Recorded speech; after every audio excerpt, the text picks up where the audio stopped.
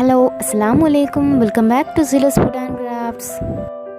ഇന്ന് വളരെ സിമ്പിളായിട്ട് ചെയ്തെടുക്കാൻ പറ്റുന്ന ഒരു ബനാന കേക്കാണ് ഉണ്ടാക്കാൻ പോണത്. നമുക്കത് എങ്ങനെ ചെയ്യാൻ നോക്കാം. ഇതിലേക്കായിട്ട് 1 കപ്പ് മൈദപ്പൊടിയാണ് ഞാനിവിടെ എടുത്തിട്ടുള്ളത്. അതൊരു പാത്രത്തിലോട്ട് ചേർത്ത് കൊടുക്കാം. പിന്നീട് ഇതിലോട്ട് 1/4 ടീസ്പൂൺ ബേക്കിംഗ് സോഡ ചേർക്കുന്നുണ്ട്.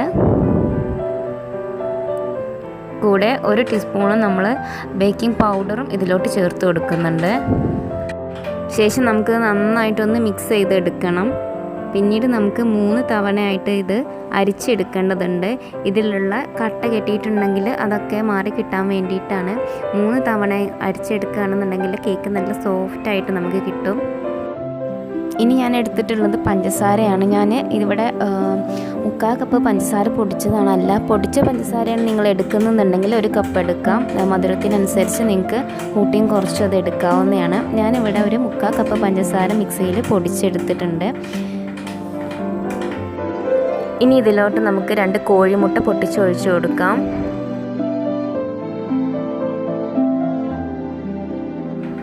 ശേഷം നമുക്ക് നന്നായിട്ടൊന്ന് മിക്സിയിലൊന്ന് അടിച്ചെടുക്കണം. അപ്പോൾ നല്ലൊരു പേസ്റ്റ് രൂപത്തിലായി കിട്ടും. ഇനി ഇതിലോട്ട് നമുക്ക് ചേർക്കാനായിട്ടുള്ളത് വനില എസൻസ് ആണ്. നിങ്ങൾക്ക് മറ്റേതെങ്കിലും ടേസ്റ്റാണ് ഇഷ്ടമെന്നുണ്ടെങ്കിൽ നിങ്ങൾക്ക് അതിൻ്റെ എസൻസ് ഒഴിച്ചു കൊടുക്കാം. പിന്നെ ബനാനയുടെ ടേസ്റ്റ് മാത്രം മതി എന്നുണ്ടെങ്കിൽ വനില എസൻസ് ഒഴിവാക്കാം. എങ്കിലും മുട്ടയുടെ ഒരു സ്മെല്ല് മാറി കിട്ടാൻ വേണ്ടിയിട്ടാണ് നമ്മൾ ഈ വനില ഫ്ലേവർ ചേർത്ത് കൊടുക്കുന്നത്. ഞാനൊരു 1/2 ടേബിൾ സ്പൂൺ വനില എസൻസ് ആണ് ചേർത്ത് കൊടുത്തിട്ടുള്ളത്. ഇനി ഇതിലോട്ട് ഞാൻ 1/4 കപ്പ് സൺഫ്ലവർ ഓയിലും കൂടെ ചേർത്ത് കൊടുക്കുന്നുണ്ട്. നമ്മൾ ഏത് കപ്പിലാണോ മൈദയും അതുപോലെ തന്നെ പഞ്ചസാരയും അളന്നെടുത്തത് അതേ കപ്പിൽ തന്നെയാണ് നമ്മൾ 1/4 കപ്പ് സൺഫ്ലവർ ഓയിൽ എടുക്കേണ്ടത്. ഇനി നമുക്കിത് മിക്സിയിൽ നല്ലപോലെ ഒന്ന് അടിച്ചെടുക്കാം.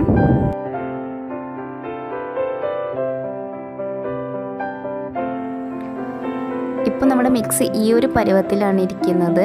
നമുക്ക് ഇനി ഇത് മറ്റൊരു പാത്രത്തിലോട്ട് മാറ്റി കൊടുക്കാം.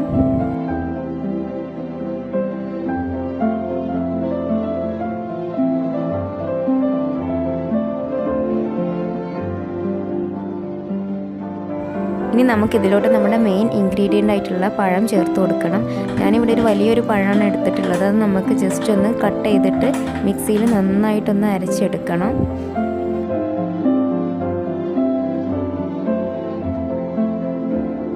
നമ്മൾ നേരത്തെ ചേർത്ത് വെച്ച മിക്സിനോട് കൂടെ തന്നെ നമുക്ക് പഴം ഇട്ട് അടിക്കാവുന്നതാണ്. ഞാൻ അടിച്ചപ്പോൾ എനിക്ക് ഇങ്ങനെയാണ് കിട്ടിയത്. അപ്പോൾ ഞാൻ കുറച്ചും കൂടെ നമ്മൾ നേരത്തെ മുട്ടയും എണ്ണയൊക്കെ കൂടി അടിച്ചിട്ട് മിക്സ് ഇതിലേക്ക് ഒഴിച്ചിട്ട് ഒന്നും കൂടെ അടിച്ചെടുക്കണമെന്നുണ്ടായത്. നിങ്ങൾക്ക് അങ്ങനെ ഒരു അബദ്ധം പറ്റണ്ട. നിങ്ങൾ ആദ്യം തന്നെ നമുക്ക് ഈ മിക്സ് മുട്ട അടിച്ചെടുക്കുന്ന സമയത്ത് തന്നെ നമുക്ക് ഈ പഴം കൂടെ അതിലോട്ട് ചേർത്തിട്ട് അടിച്ചെടുക്കുകയാണെന്നുണ്ടെങ്കിൽ നല്ല സ്മൂത്തായിട്ട് കിട്ടും. ഇനി ഇത് നമുക്ക് നേരത്തെ അടിച്ച് വെച്ച് ഉള്ള മിക്സിലോട്ട് ഈ പഴത്തിൻ്റെ അരപ്പ് ചേർത്ത് കൊടുക്കാം.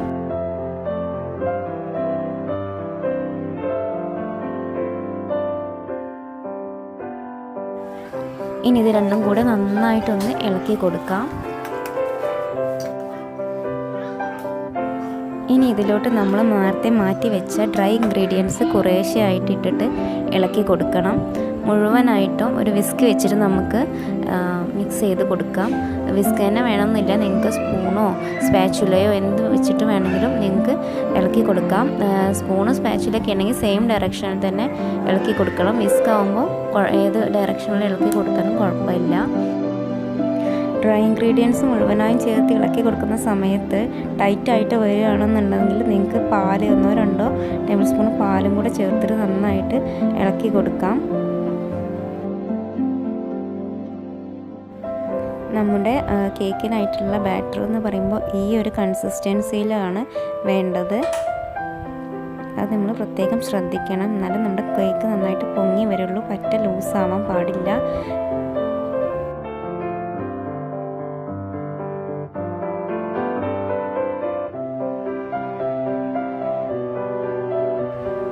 ഞാനിവിടെ കേക്ക് ചെയ്തെടുക്കാനായിട്ട് എടുത്തിട്ടുള്ളത് ഒരു കടായിയാണ്.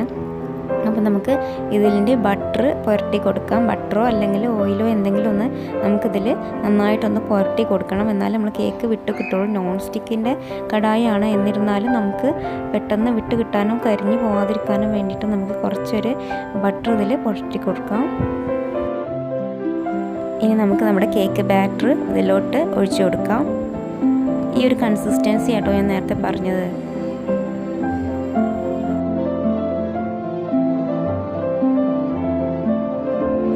ഇനി ഇത് നമുക്കൊന്ന് ടാപ്പ് ചെയ്ത് കൊടുക്കണം. ഇതിലെ ബബിൾസൊക്കെ ഒന്ന് പോയി കിട്ടാൻ വേണ്ടിയിട്ടാണ് നമ്മൾ ടാപ്പ് ചെയ്ത് കൊടുക്കുന്നത്.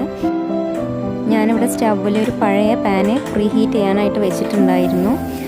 ഇനി നമുക്ക് ഈ കടായി അതിലോട്ട് വെച്ച് കൊടുക്കാം. നിങ്ങൾ കേക്ക് ഉണ്ടാക്കുന്നത് കുക്കറിലാണെന്നുണ്ടെങ്കിൽ കുക്കറിൻ്റെ വിസിൽ ഊരിയതിന് ശേഷം വേണം കുക്കർ സ്റ്റൗവിൽ വെച്ച് കൊടുക്കാൻ. ഒരു 5 മിനിറ്റ് ഹൈ ഫ്ലെയിമിൽ വെച്ച ശേഷം നമ്മൾ പിന്നീട് മീഡിയം ടു ലോ ഫ്ലെയിമിൽ ഇട്ടിട്ട് വേണം നമ്മുടെ കേക്ക് ബേക്ക് ചെയ്തെടുക്കാൻ. ഒരു 35-40 മിനിറ്റോളം ആവും നമ്മുടെ കേക്ക് ബേക്കായി കിട്ടാൻ.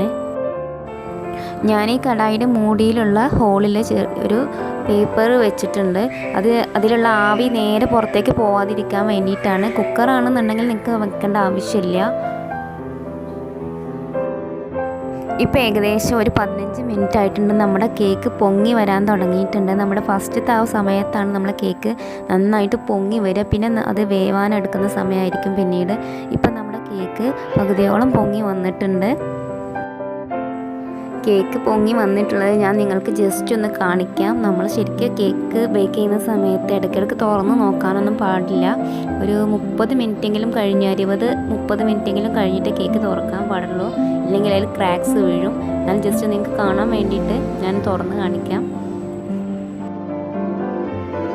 ഞാൻ ഈ കേക്കിൽ ജസ്റ്റ് ഡെക്കറേഷന് വേണ്ടിയിട്ട് അണ്ടിപ്പരിപ്പ് ഇട്ട് കൊടുക്കണമെന്ന് വിചാരിച്ചായിരുന്നു. പക്ഷേ ഞാനത് മറന്നു പോയി. പക്ഷേ ഞാനിപ്പോൾ ഇട്ട് കൊടുക്കുന്നുണ്ട്. പക്ഷേ അതിൽ എത്രത്തോളം പിടിച്ച് നിൽക്കുമെന്ന് അറിയില്ല. കുറച്ചും കൂടെ മുമ്പായിട്ട് നമ്മൾ നേരത്തെ 15 മിനിറ്റിൽ തുറന്ന സമയത്ത് തന്നെ വേണം നമ്മളിതിട്ട് കൊടുക്കാനായിട്ട്. ഇപ്പോൾ ഒരു 30 മിനിറ്റിനോട് എടുത്തിട്ടുണ്ട്. ഇനി ഇത് എത്രത്തോളം അതിൽ പിടിച്ച് നിൽക്കുമെന്ന് എനിക്കറിയില്ല. ഇപ്പോൾ ഒരു 40 മിനിറ്റ് ആയിട്ടുണ്ട്. നമ്മുടെ കേക്ക് ബേക്ക് ആയിട്ടുണ്ടോ എന്ന് നമുക്കൊന്ന് നോക്കാം. മുഴുവനായിട്ടും ഉള്ളു വെന്തിട്ടുണ്ടോ എന്ന് ജസ്റ്റ് നമുക്കൊന്ന് കുത്തി നോക്കാം. ഓക്കെ, അപ്പോൾ നമ്മുടെ കേക്ക് ഇവിടെ റെഡി ആയിട്ടുണ്ട്. ഇനി നമുക്ക് സ്റ്റൗ ഓഫ് ചെയ്തിട്ട് ഇറക്കി വെക്കാം. കേക്ക് കുറച്ച് സമയം ഒന്ന് ചൂടാറാനായിട്ട് ഞാൻ മാറ്റി വെച്ചിട്ടുണ്ടായിരുന്നു. ഇനി നമുക്ക് അതിൽ കടായിൽ നിന്ന് നമുക്കവിടെ കേക്ക് വിടിയിച്ചെടുക്കാം. കേക്ക് ഒട്ടും തന്നെ നമ്മുടെ പാനിൽ പിടിച്ചിട്ടില്ല. അപ്പോൾ നന്നായിട്ട് കിട്ടിയിട്ടുണ്ട്. കരിഞ്ഞു പോയിട്ടൊന്നുമില്ല. നല്ല ഭംഗിയുണ്ട് കാണാൻ. നല്ലൊരു ഗോൾഡൻ കളറാണ്. വീഡിയോയിൽ നിങ്ങൾക്ക് എത്രത്തോളം അതിൻ്റെ അത് കാണാൻ കഴിയുന്നുണ്ടെന്ന് അറിയില്ല.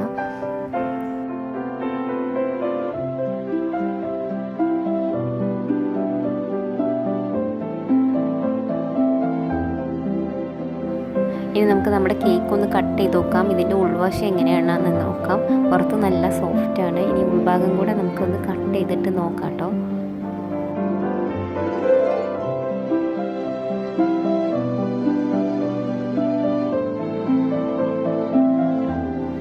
ഇത് കണ്ടില്ലേ, നമ്മുടെ കേക്ക് നന്നായിട്ടുണ്ട്. നല്ല പൊങ്ങി വന്നിട്ടുണ്ട്. പിന്നെ വളരെ സോഫ്റ്റാണ് കേട്ടോ. അത് നല്ല സോഫ്റ്റ് ഉണ്ട്. പഞ്ഞി പോലെ ഇരിക്കുന്നുണ്ട്. അപ്പോൾ എല്ലാവരും ഒന്ന് ട്രൈ ചെയ്ത് നോക്കുക നമ്മുടെ ബനാന കേക്ക്. പിന്നെ പഴം നന്നായിട്ട് ഇഷ്ടമുള്ളവർക്കാണെങ്കിൽ കടിക്കാനൊക്കെ ഇഷ്ടമാണെങ്കിൽ പഴം നമുക്ക് ചെറിയ കഷ്ണങ്ങളായിട്ട് നുറുക്കിയിട്ടിട്ട് നമുക്ക് ഇതിനോടൊപ്പം ചേർത്ത് കൊടുക്കാം. നമുക്ക് ബാറ്ററിനോടൊപ്പം ചേർത്ത് ഒഴിച്ചു കൊടുത്താൽ മതിയാകും. അപ്പോൾ എല്ലാവരും ട്രൈ ചെയ്യുമെന്ന് വിശ്വസിക്കുന്നു. അപ്പോൾ വീണ്ടും മറ്റൊരു വീഡിയോ ആയിട്ട് വീണ്ടും കാണാം ഇൻഷാ അല്ലാഹ്.